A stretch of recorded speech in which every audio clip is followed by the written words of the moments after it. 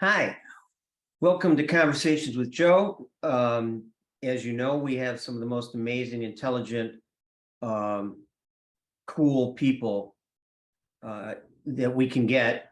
This was an off week. No, I'm joking. You're about to meet a guy I respect tremendously, and some of the people I interview I don't know, but this guy I know very closely and respect him highly. And I'm going to let him tell you his story.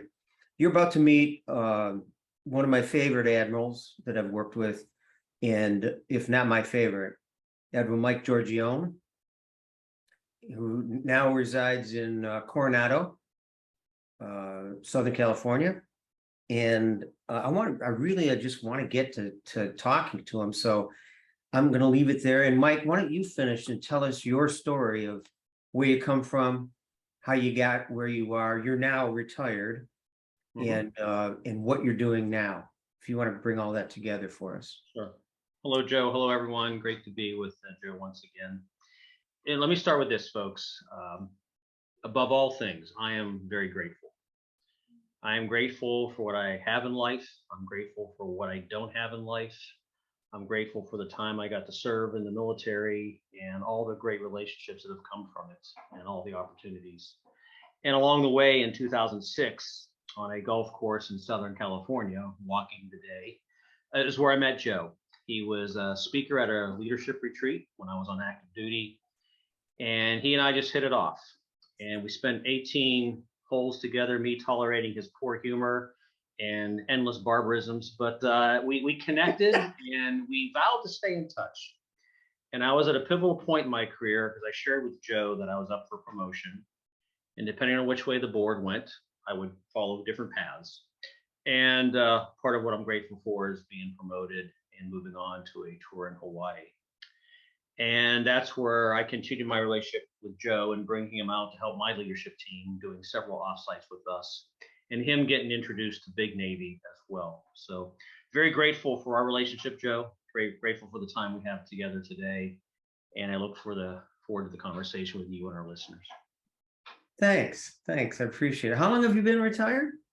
I retired in 2010 out of Hawaii, second time, and after I met Joe, of course. And I've been on my own for 12 years. And, Joe, I've had a few mentors in life, and Joe was one of those folks who told me about how to do this teaching consulting thing and how to be confident in yourself and how to put yourself out there, as he's done his whole life since the early days. And so that's been a great lesson and a great attribute, Joe, that you've given to me, and I'm sure to many others. How long did it take for you to get used to the fact that when you walk into a room in the private sector, no one stands? Not too long. I'm a pretty humble guy, but I learned, and everyone knows the conventional wisdom is that, which many of us don't get, is things are going to change. And it still takes time to wrap your head around that. And my biggest struggle with retirement, and this is common for veterans, is finding purpose again. Every day you put the uniform on, you have purpose. Doesn't mean every day is easy, but you have purpose. And that's still a struggle today. Part of why I teach back to Navy commands on leadership and coaching is because that has restored some of that purpose in me. And part of why I went on my own was working for myself and doing things I want to do. That's given me part of that purpose back. So I know many of our listeners will identify with the struggle of purpose in life and why it's so important. Critical meaning is everything. My friend, a famous psychoanalyst who wrote 35 books, I'm lucky enough to be a co-author on the last one. I said, what's one of the things critical to a healthy mind? And he said, a doer doing with a promise of completion. Yeah, I said, what else? He said, having a higher meaning. Yeah. If it's all about you, you're probably not a happy camper as much as if it's about something bigger than you, represented, as you say, by the uniform or by the things you teach. You're a great teacher because of your humility and your sense of humor. Well, yeah, I know. We're both East Coast. I get it. I think the first thing we did was razz each other on the golf course. What year was that, you said? 2006. Wow. Seems like yesterday. It does. So I got to tell listeners one quick story. Yes, sir. And it's going to be a shameless plug in the end for you, but Please. it's painful. I got to be honest. So I'm in a Subway sandwich shop in America, in Midwest, and every day I read the Wall Street Journal. And I like the book review section. I really enjoy that section because they have great reviewers. And so I see a book called Inside Camp David, and I went, "Oh, that's interesting. I know somebody who worked inside Camp David."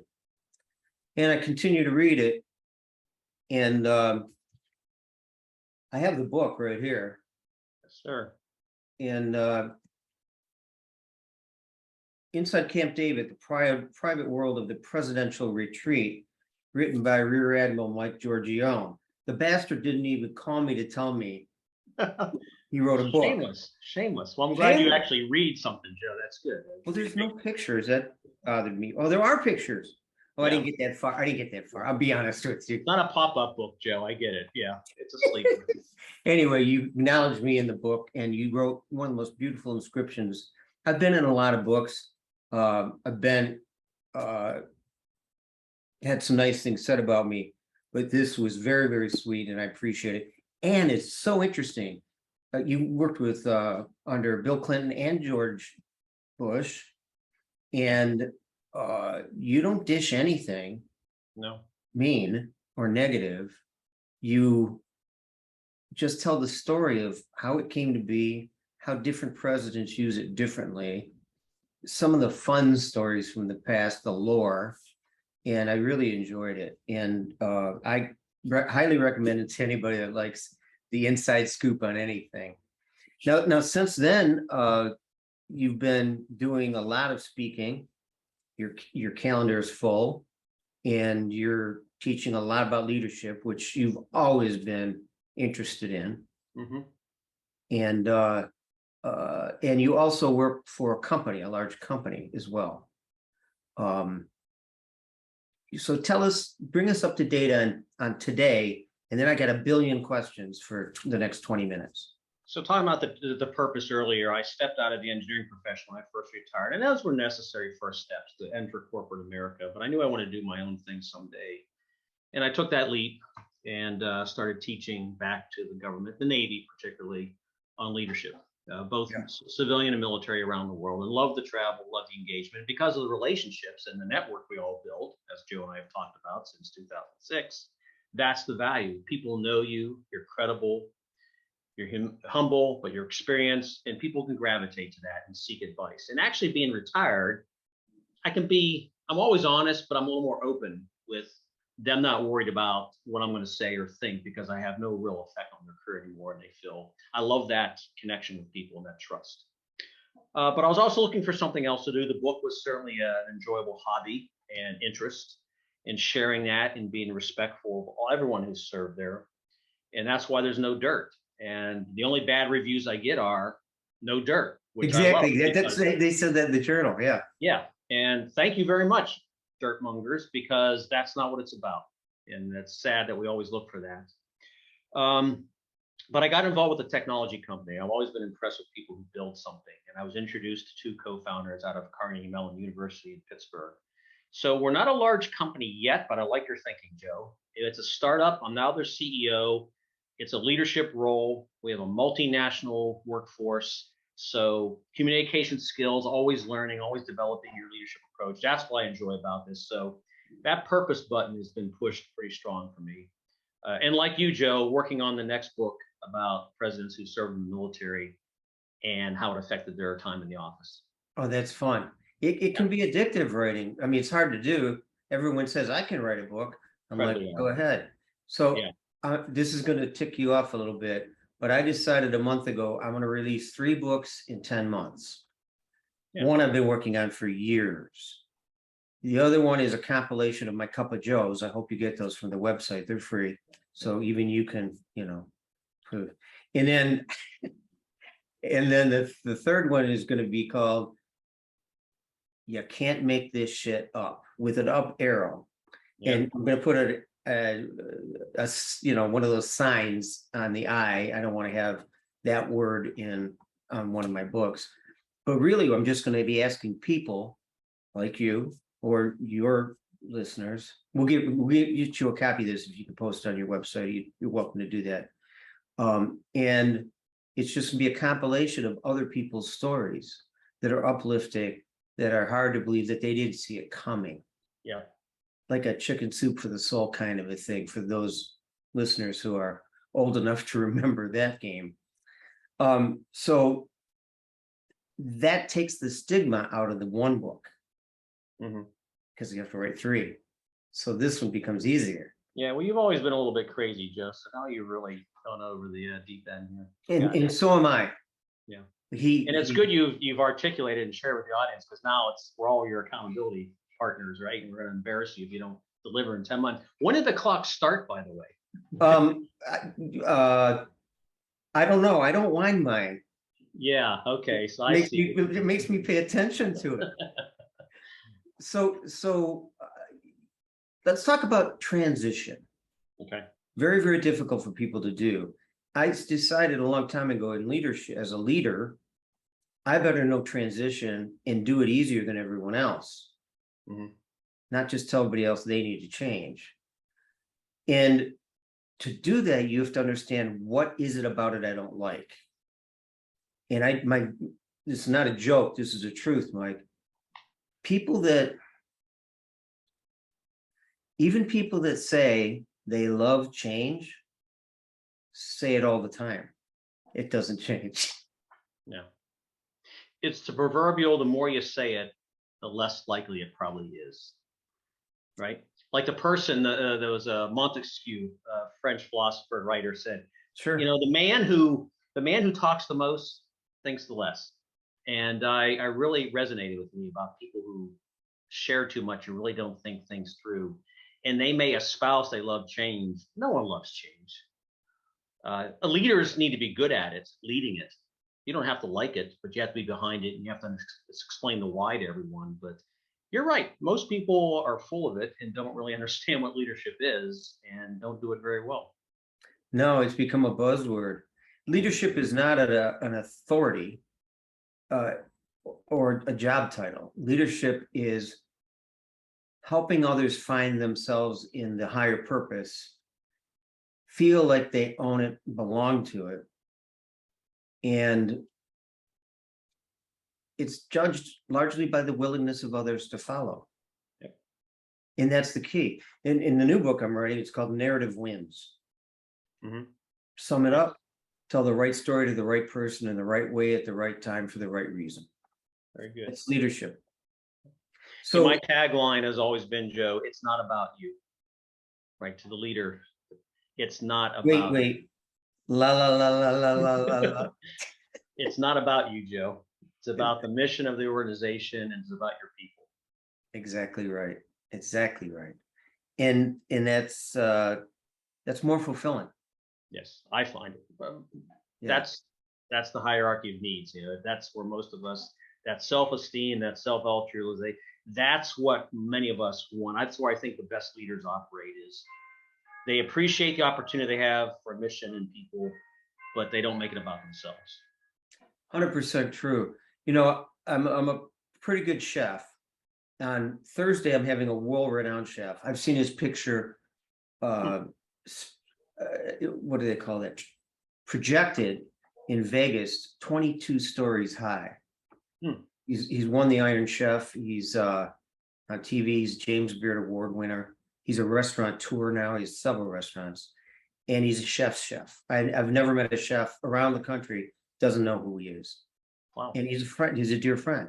So he came over with his family because he lives here on Gilligan's Island with me, and we were cooking. And he said, "Cook with me."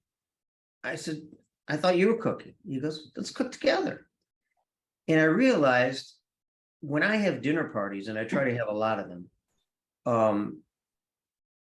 the guys usually come, the girls drink wine in the garden, and the guys usually come over and they say, what can I do? And I always have jobs they can do. Good. And they feel like the food tastes better when they help cook it.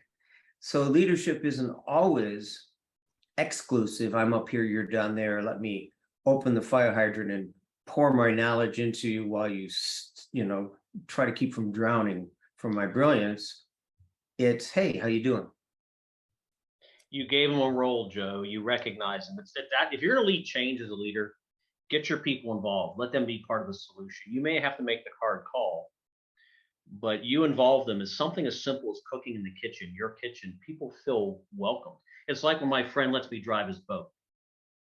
And it's not a dinghy, it's a large power boat. When I get to channel it down the San Diego Harbor, that felt good. It meant something to me. We shared. That's what leaders do. They make you feel part of the mission. I felt that with you the first day we met. And we've been together a long time. Yeah. You're also quite empathic. One of the lessons I've learned is to be fully empathic in the moment with the other. Yeah. And that forces you out of your own narrative. Yeah. About yourself and about them, and helps you listen. So I'm going to tell the listeners a quick story. I don't know the year. You know it better than I do, because my watch doesn't wind. No. Looks good though. It's a good looking watch. Sure. Very sharp. For cracker. Timex never looks so good. That's nice. Thanks. So I land in LA with my wife Carol, and we're coming to work with your team in Honolulu, and my phone rings. We're having a little snack before dinner. The phone rings, and it was a loud room. So I step outside and I said, Admiral? He said, Joe. I said, is everything okay? He said, yes, I need to tell you something. It's okay. And you said, as you're flying into Hawaii, if you're on the right side of the plane, you're going to look down and you're going to see something I hope you never see again. You're going to see one of our ships on its side because it ran into coral. I said, was he on watch? And you said, no, he was taking a scheduled nap. I said, so he wasn't even in charge of the ship. He goes, no, he owned the ship. In the Navy, you own it. And I think it's a compelling story because I don't think too many people want to truly own the job they do and the results that it provides. And that was a big lesson for me. And I appreciate it to this day, how you took the time to tell me that. And I appreciated that it wasn't a cruel thing to do.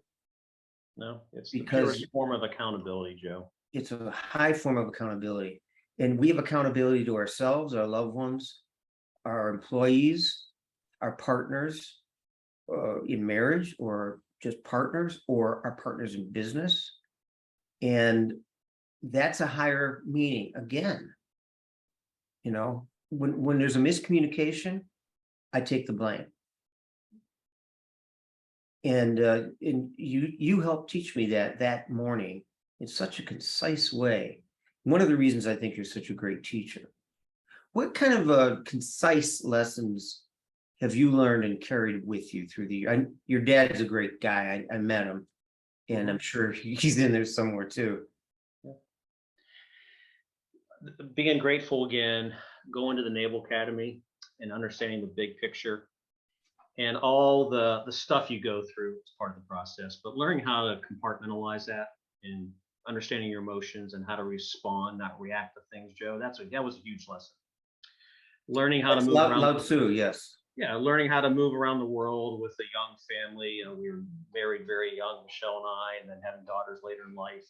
Just balancing family with any career you have. Everyone knows that's a challenge, but to do it well. And some of the best compliments I got were from other young couples who would look at us, older couples, and say, thank you for telling my husband it's okay to go home or to go to the softball game or to go read in the classroom. Thank you for doing it. I mean, I live off that for years. That's how, Joe, you and I know we're getting through people, because they appreciate our credibility. They appreciate us being real. I learned early, leaders develop other leaders, other tagline, but that's the purpose again for me, is helping other people grow. Number one job. Yep. Developing others. And it's not about you, as I said earlier. That keeps you humble. You got to be strong as a leader. You have a little ego, of course. But confidence with humility. Wow. To me, that is a powerful combination as a leader. That is huge. You know, many people don't know the word purview, but if you picture a circle, what's in your purview is inside this line of the circle. Yeah. If you try to do something that's not in your purview, you're stepping outside, and that's when you become dubious, and less honorable, less credible. And so learning your strengths and developing those to the highest level you can at a certain age in life is better than trying to be good at everything. Absolutely. I needed to learn that one. Work with your strengths. Work with your strengths, which is enhance them. What you did with this. I'd like to think so. Yeah. Thank you. You did a great job. We had a conversation about it before it was even an idea. Yep. I said the that whole would be a book thing, great. as we know from your book and Power of Losing Control, which it's interesting years later how people say, "Hey, Mike, I read this book once, and it's by this guy named Caruso." Maybe, sometimes I tell them, and then sometimes I just let people have their glory. You just let it run. It's nice to see things sometimes come around full circle. I That's think how we know we're making a difference, Joe. That's the beauty of life. Yeah. One of the things in the new book I wrote is listen for the echo. When you, not the buzzword, but the echo of the idea. And many people from the Navy have continued to work with Navy and by the way, you guys pay terribly. Of course. We're your federal employees. Yeah. So, but good thing you like us so much, Joe. Yeah, I know. I work for us too, That's beautiful. Many people have told me my book saved their life. And I said, well, what made you buy it? They didn't buy it. Someone bought it and gave it to them. They're in the hospital, or they're coming off of 4 pumps in a row, and they're a little bit confused. Yeah. And I'm touched every single time that happens. Of course. When you mentor people as well, don't you? Yeah. To me, I think a lot of it's coaching today. I think people will give credit to others, though. He's my mentor. She did great things. She's my mentor. I mean, there's a huge difference between mentoring and coaching, but without being too technical about it, yes, there's a lot of advice we give people about, and usually it's about how to move on from a bad situation. I'm stuck in my career. My boss is toxic. I don't know what to do. I don't feel valued. I don't enjoy coming to work. And so we talk about purpose. We find about having the confidence to believe in yourself and how to move on. So I think a lot of what I do today, because of my experience and knowing the business of the Navy, people find some great solace and advice in that, and they're able to do it some of the time. There's a psychotherapist called Glenn Gabbard, brilliant man. He's out in New York. I've met him, but he wouldn't know me. He'll remember my name, even though it was 10 years ago. I mean, he's ridiculously smart. But he wrote a book called Dynamic Psychotherapy. And one of the things he says in the book I memorized is, I memorize a lot of things. And he said, never forget that the patient wants to be heard, respected, and understood before they want their problem solved. Yeah. And I think that's mentoring. Yeah. If I could sum it up. That's the power of listening, Joe. And again, a lot of people I don't know what you're saying, but here's my go ahead. Exactly my point. Everyone says it, very few do it. That's the power. And I teach people the power of the pause, the power of silence, the power of listening to a response and not feel like you need to react right away, but actually let it sink in, then you and I feel heard. We feel seen. And that trust, that psychology starts to build, that network starts to build, and then maybe you can actually help with the problem. But you got to get to know them first. And as I'm sure you do, that one-on-one discussion, if you want to coach or mentoring, has to begin with, tell me about yourself. Let's find a connection. Let me understand what you're dealing with before I have any confidence of giving you any advice. That's exactly right. I do a lot of negotiations, and I try to teach the client, shut up, in a polite way. Mhm. Two things happen. One, you have a chance to check your narrative by listening to the words they chose, the story they chose, the time they chose to tell it. All of that's important, not just what they're saying. Number two, for the average American, if you just stay silent in this culture, they'll talk some more. And then you learn more. No, yeah. So you just go, they say a good psychoanalyst knows how to say 57 different ways. It's the Columbo approach. And Joe, you and I will understand that show, but Peter Falk and Columbo knew how to just, one little tip there, but a lot of listening, the power of silence. And as you know, liars fill silence with more talk. And you learn so much more when you know how to just shut up, as you said, and just listen, ask the right question, and just observe. It's true. And it isn't a natural. I've written about this, but I didn't put it in my new book. I've got tons of stuff that your writer writes. Yeah. Don't know if you're going to use it. And going to the bathroom in your pants is human nature. Is it? Okay. You have going to the restroom and then going to the bathroom is second nature. It's taught. You've had children, you know this. Yes. And sometimes listening you have to apply your will to say, oh, he's talking about this. I know this about that. Shut up. Let them tell you what they know and see if you know why. In my new book, Mike, I'm writing a new term. I call it allegorical listening. So for people that don't have a concept of allegory, it's the story beneath the story. Is the allegory. Yeah.